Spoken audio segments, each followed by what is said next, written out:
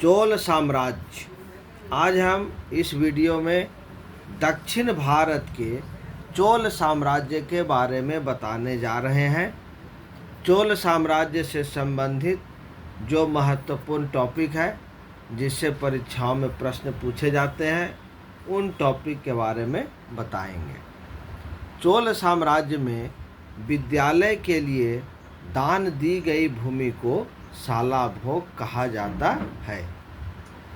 चोलों का सर्वप्रथम वर्णन अशोक के 13वें शिलालेख में मिलता है। इस वंश का संस्थापक विजयालय था। राजा विजयालय ने नरकेसरी की उपाधि धारण की थी। ये सभी टॉपिक अत्यंत महत्वपूर्ण हैं। एक बार फिर से इनको दोहरा दे रहे हैं।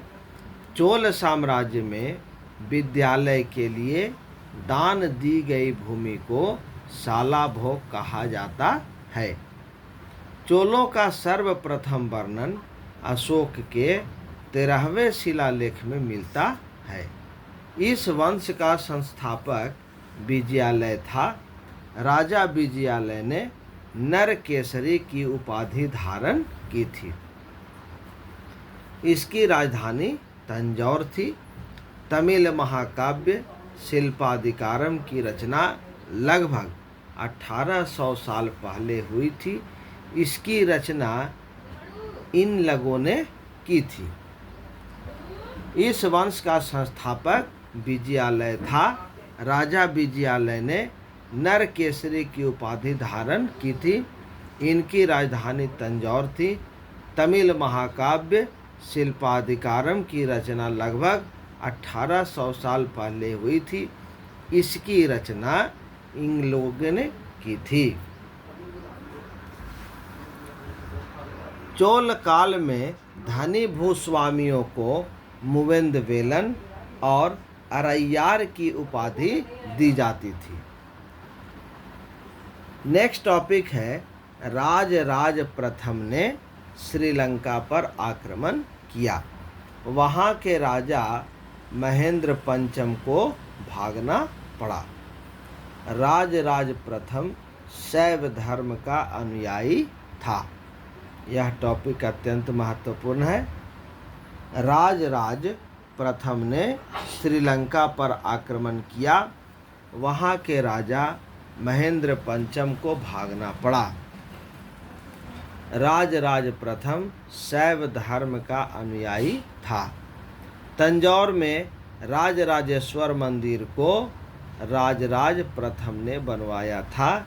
यह मंदिर भगवान शिव को समर्पित है। चोल साम्राज्य का सर्वाधिक विस्तार राजेंद्र प्रथम ने किया। श्रीलंका में बौद्ध विहारों को राजेंद्र प्रथम ने नुकसान पहुंचाया। इसने पाल वंश के शासक महीपाल को हराकर गंगईकोंड चोल की उपाधि धारण की। राजेंद्र प्रथम ने अपनी नई राजधानी गंगईकोंड चोलपुरम में बनाई। ये सभी टॉपिक अत्यंत महत्वपूर्ण है। सभी परीक्षाओं में इन्हीं टॉपिक से प्रश्न पूछे जाते हैं। इन टॉपिक को बार बार पढ़कर अच्छे प्रकार से याद कर लें। चोल साम्राज्य का सर्वाधिक विस्तार राजेंद्र प्रथम ने किया। श्रीलंका में बौद्ध विहारों को राजेंद्र प्रथम ने नुकसान पहुंचाया।